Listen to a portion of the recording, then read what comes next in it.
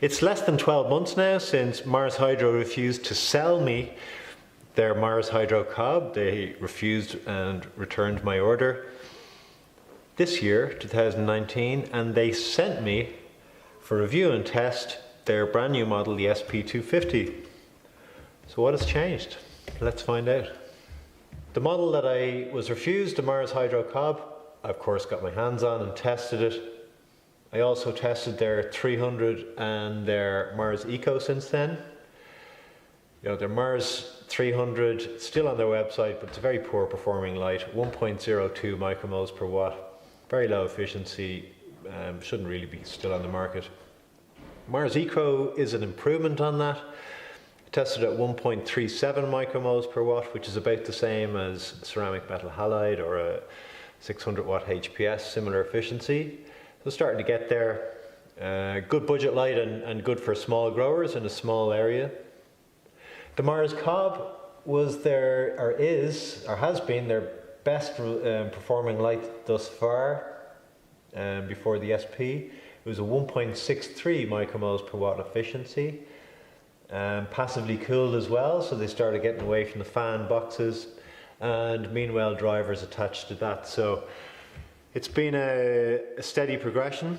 The new SP150, or sorry, the SP range, the 150 and 250. What's different about these? Well, it's got the same Epistar LEDs, which is,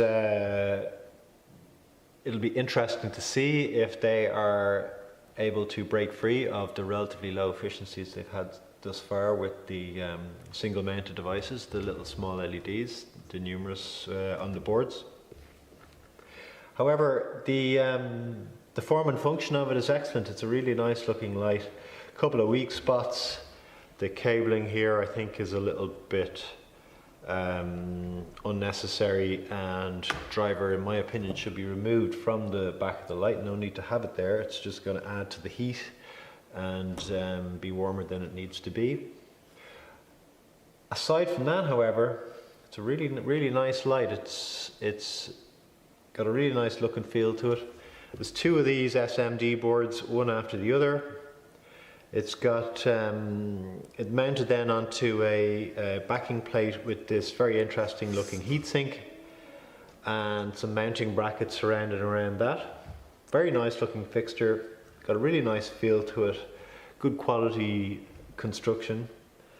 The LEDs have something I haven't seen before, which is a coating, so a clear plastic coating over the cover of the LEDs and the whole board itself, which means that it's splash proof and you won't get any difficulty with dust buildup or particles or anything damaging the LED surfaces. You can wipe them clean. The overall construction of it, it's 110 centimeters, so just shy of 4 feet long. It's about 5 centimeters wide. Designed this particular model, the SP250, for a 4 foot by 2 foot or 120 by 60 centimeter grow area. So we hung it up in there. Came with a manual, which is a huge improvement on previous ones in that it has quite a lot of workable information in it. This is all set out for the SP200 though, and I got the 250 version. So, however, I use the same hanging height. So the recommended hanging height is 16 inches minimum. So recommended coverage area is 4 foot by 2 foot. Bloom, the minimum hanging height is 16 inches, so that's what we set it at. And we tested it.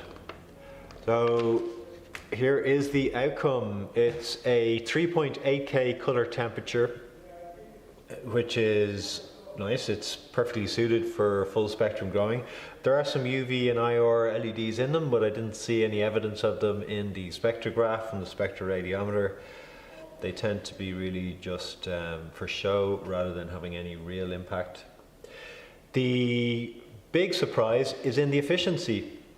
The overall spread of light is excellent. For its 235 watts that it outputs, it manages a 1.8 micromoles per watt efficiency. So that is 10% pretty much better than their Mars Hydro cob and it's starting to creep up on the higher efficiency fittings. You know, the 2.0 and above is where we get into high efficiency, and Mars Hydro is knocking on the door with this light.